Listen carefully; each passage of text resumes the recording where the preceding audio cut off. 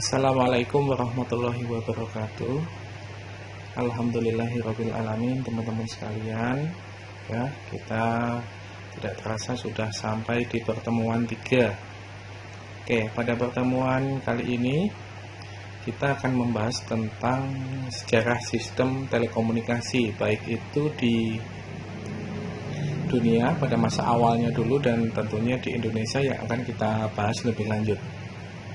Sebelum masuk ke materi, bahwa sistem telekomunikasi pada awalnya ya itu seperti ada gambar di slide itu, pada zaman dahulu itu orang berkirim pesan ya awalnya menggunakan sebuah merpati pos ya, karena yang disebut dengan telekomunikasi adalah sebuah pertukaran informasi yang melalui sebuah media transmisi ya, atau bahkan mungkin teman-teman masih ingat waktu kecil yang mainan telepon kaleng ya, sebuah kaleng dihubungkan dengan sebuah tali, kemudian saling berkirim pesan.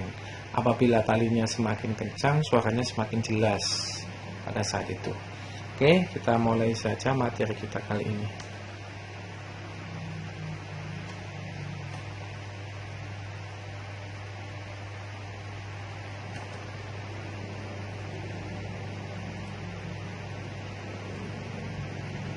Ya, definisi terlebih dahulu. Definisi dari sebuah telekomunikasi adalah sebuah pertukaran informasi atau data ya yang dilakukan oleh lebih dari satu orang. Artinya ada dua titik, yaitu titik A dan titik B, mereka saling bertukar informasi. Ya, bahkan pada saat ini teman-teman sekalian itu yang bertukar tidak hanya informasi tapi juga bertukar data, bertukar pemikiran, bertukar software dan segala macam karena zamannya sudah canggih. Ya, perbedaan komunikasi dan telekomunikasi. Ya, komunikasi adalah sebuah proses pertukaran informasi yang dilakukan tidak ada jarak antara dua orang ya. Nah, informasi tersebut bisa berupa percakapan, tulisan, tanda atau isyarat ataupun gambar ya. Tidak cuma manusia saja yang berkomunikasi ya, makhluk hidup yang lain bahkan hewan pun saling berkomunikasi. Contohnya ikan lumba-lumba, mereka berkomunikasi dalam rombongannya menggunakan sistem sonar ya. Dan telekomunikasi, sedangkan telekomunikasi ini adalah pertukaran informasi yang dilakukan melalui sebuah media transmisi.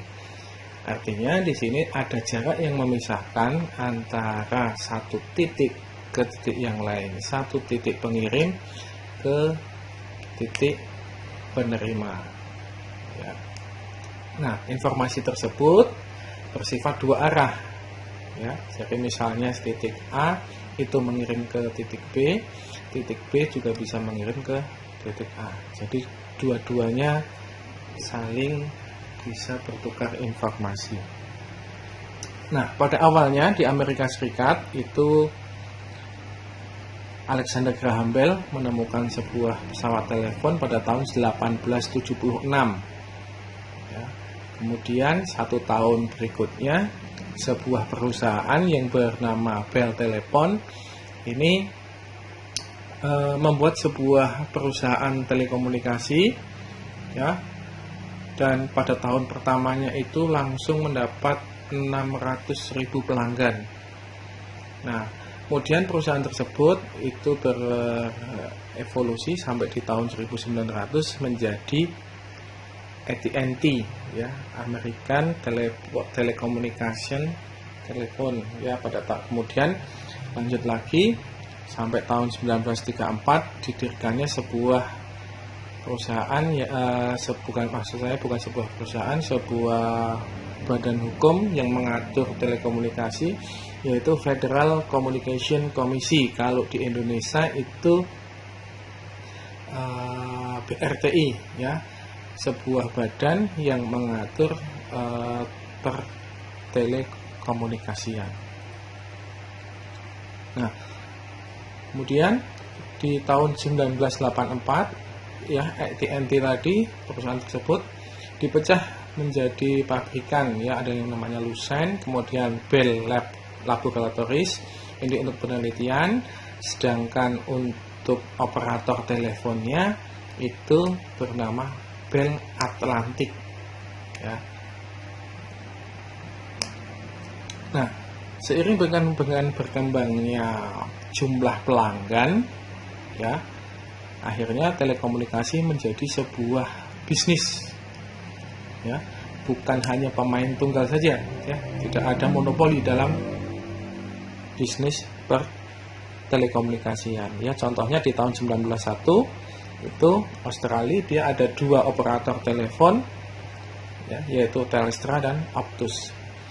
Nah, dimulailah saat itu di tahun 99 itu di Indonesia diberlakukan Undang-Undang Telekomunikasi, ya, Undang-Undang Nomor 36 tahun 99 berisi tentang pertelekomunikasian.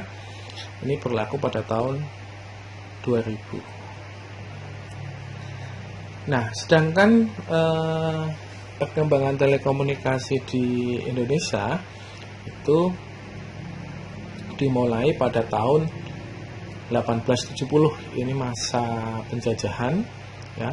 Telepon pertama kali dipakai di Jakarta, yaitu menghubungkan sebuah wilayah Tanjung Priok sampai dengan Gambir. Kemudian tahun 81 konsesi swasta, ya, mulai lahir di Semarang dan Surabaya. Ya, 5 tahun setelahnya itu terjadi sambungan interlokal, yaitu sambungan yang menghubungkan antar wilayah Batavia atau Jakarta ke Semarang, kemudian Jakarta ke Surabaya.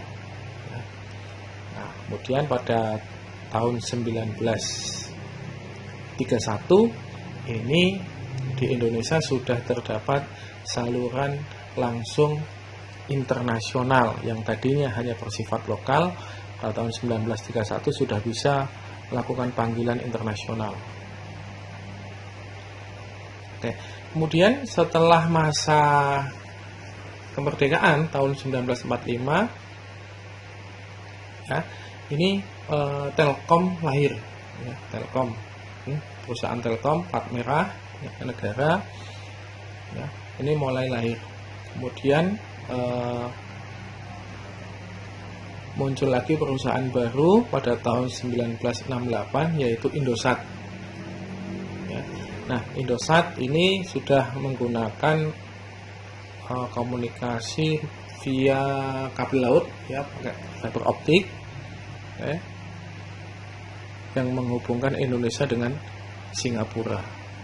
Nah, kemudian seiring dengan perkembangan zaman dan perkembangan pelanggan, maka mulai tahun 1970-an, ya, terdapat beberapa perusahaan, ya, di dalam negeri di Indonesia itu yang memproduksi perangkat-perangkat telekomunikasi, ya, contohnya CMI, IN, Citra, Nusa, Bagri, Harif Teknik, dan Kausar, ya.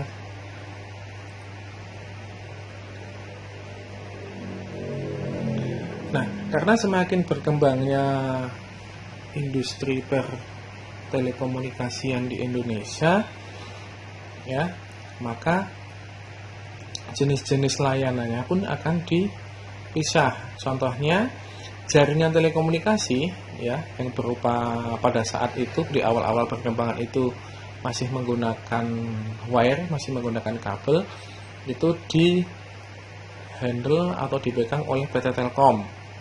Sedangkan jasanya, jasa telekomunikasi, contohnya internet service provider, ya, itu dipegang oleh perusahaan lain, ya. Nah, maka kenapa hal ini dilakukan? Supaya terjadi kompetisi, ya. Bahkan telekomunikasi bukan lagi sebagai komoditas, sekarang sudah menjadi utilitas, ya, sebuah kebutuhan hidup. Nah, kemudian di tahun 2004 dibentuklah sebuah Badan Regulasi Telekomunikasi Indonesia (BRTI). Ya, ini yang bertugas untuk mengatur, mengawasi, dan yang mengendalikan tarif harga, kemudian aturan main, kemudian interkoneksi, dan kode akses sambungan langsung internasional dan sambungan langsung jarak jauh.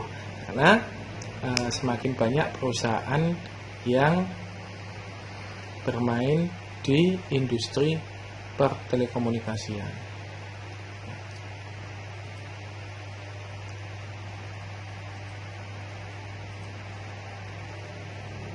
Oke, kemudian apa saja yang dijual pada industri telekomunikasi? Yang pertama adalah jasa telepon dasar atau telepon fix. Telepon fix ini telepon yang kabel, ya. Sampai saat ini sudah jarang digunakan, dengan sedikit pelanggannya. Yang kedua adalah jasa telepon bergerak atau komunikasi seluler. Nah, ini yang lagi saat ini lagi gencar-gencarnya industri seluler. Ada beberapa operator yang bermain di Indonesia. Kemudian jasa nilai tambah telepon, yang tadinya telepon seluler hanya digunakan untuk voice dan SMS. Kemudian ada jasa telepon dan jasa multimedia, yaitu yang sekarang kita pakai, ya. Jasa komunikasi bergerak tidak hanya buat SMS dan voice, tapi sudah untuk komunikasi data. Karena tren gaya hidup sudah berubah. Nah, kemudian segmen industri telekomunikasi di Indonesia itu kita bisa lihat di blok diagram seperti ini, ya. Nah, untuk jaringan komunikasi khusus itu digunakan sebagai broadcast, ini untuk penyiaran televisi, radio, kemudian bidang pemerintahan, dan juga bidang pertahanan keamanan. Ini telekomunikasi bukan untuk hankam, bidang militer contohnya, dan bidang transportasi. Kemudian yang jaringannya untuk publik, yang untuk umum, itu digunakan untuk multimedia, untuk telepon tetap, dan digunakan untuk yang bergerak atau mobile, ya. Sekarang ini yang paling banyak digunakan, ya, yang jaringan telepon bergerak. Terus kemudian siapa saja pemain penyelenggara jaringan atau jasa telekomunikasi di Indonesia? Itu bisa BUMN, bisa BUMD, bisa badan swasta dan koperasi. Nah, kemudian seiring dengan perkembangan pelanggan dan kebutuhan dalam dunia pertelekomunikasian, ya, yang di awal ini hanya sebuah PSTN atau yang bersifat jaringan voice, telepon saja, ya, pada saat ini, ya. Nah, kemudian berkembang ke telepon generasi kedua, yaitu 2G service. Di sini mulai ada SMS, kecepatan datanya mulai dari 9,6 sampai 380. Sini sudah ada voice, ya, generasi seluler pertama. Oke. Kemudian pada generasi pertama ini, ya, di 2G service ini masih menggunakan sirkuit paket switching, ya, jadi menggunakan mobility dan data communication. Kemudian berkembang lagi ke generasi 2,5 sampai ke 3G, ya. Pemanfaatan telekomunikasi, ya, sungguh sangat signifikan perbedaannya. Telekomunikasi bisa digunakan untuk streaming video, audio, bahkan bisa interaktif games, ya, game online. Kemudian instant message atau chat, banyak sekali aplikasi yang kita pakai.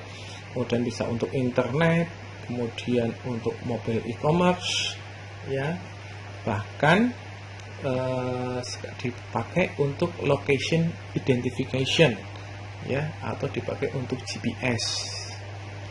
atau sekarang yang dipakai, yang lebih populer dipakai untuk triple play. Ini yang dipakai untuk internet, TV, dan telepon. Produknya punyanya Telkom IndiHome. Oke, kemudian karena pelanggan semakin berkembang, kemudian telekomunikasi juga mulai terdapat perubahan baik dari segi komunikasinya dan dari segi perangkat yang dipakai, ya, mulai dari telepon konvensional seperti ini, ya, masih menggunakan jaringan kabel pada tahun 1947, kemudian mulai tahun 1806 sudah mulai ke wireless, ya, mobile seluler, ya. Mungkin teman-teman masih ingat HP pertama kali dulu dipakai HP-nya yang mana, ya. Mulai tahun 2000 mulai ada ponsel kecil-kecil seperti ini, ya. Kemudian tahun 2003 mulai generasi 2,5 sampai 3G, layarnya sudah berwarna, sudah bisa akses internet walaupun cukup lambat, kemudian HP-nya sudah ada multimedia, baik player untuk musik dan video, bahkan sampai sekarang, ya, perkembangan perangkatnya cukup pesat. Bahkan selang 3 bulan 4 bulan sudah terdapat HP yang baru, spek HP yang baru. Nah, kemudian di Indonesia sampai saat ini, nah, di awal-awal sekitar tahun 2010-2013 itu banyak sekali operator yang ada di Indonesia. Kalau saat ini kita hanya mengenal Simpati, Indosat, Telkomsel, dan Smartfren. Nah, pada saat industri awal seluler di Indonesia ini banyak operator-operator yang ikut bermain terjun ke bisnis telekomunikasi. Ini ada Axis, Ceria, Asia Flexi, dan Happy. Nah, ini yang bermain di telepon seluler yang menggunakan model CDMA, ya. Kemudian selain itu ada Smart, Star One, Telkomsel, bahkan dari XL itu pun produknya macam-macam, ada XL, ada bebas, ada jempol, bahkan ada yang baru lagi yaitu Tri, ya. Nah, namun seiring dengan perkembangan user atau dan pelanggan, yang CDMA ini umurnya tidak panjang, cuma sekitar 3 tahun, ya. Pada saat itu CDMA ini terkenal dengan istilah telepon murah, ya. Teleponnya murah kalau dilakukan selama panggilan lokal, ya, hanya lokal. Tapi kalau interlokal itu harus pindah jaringan lagi dan agak ribet. Nah, kemudian perkembangan perangkat seluler juga mulai berevolusi, berubah, mulai dari telepon genggam yang masih menggunakan antena yang panjang seperti ini, kemudian berubah bentuknya dan antenanya yang sudah mulai hilang, ya. Ini salah satu brand jenis-jenis HP pada saat itu, ya, dan berubah layarnya, fungsinya, ya. Bahkan sekarang merek ini sudah tidak ada lagi karena tidak mau mengikuti selera user, ya. Nokia itu masih menggunakan sistem operasi Symbian, sedangkan teman-temannya sudah berubah ke sistem operasinya sudah pakai Android, ya. Bahkan selain Symbian ada lagi sistem operasi lain yaitu BlackBerry. Pada saat itu sempat ngehit, tapi ya sampai saat ini hilang, ya. Kompetisinya cukup ketat. Nah, demikian materi kuliah pada pertemuan kali ini. Mudah-mudahan bermanfaat. Terima kasih atas perhatiannya.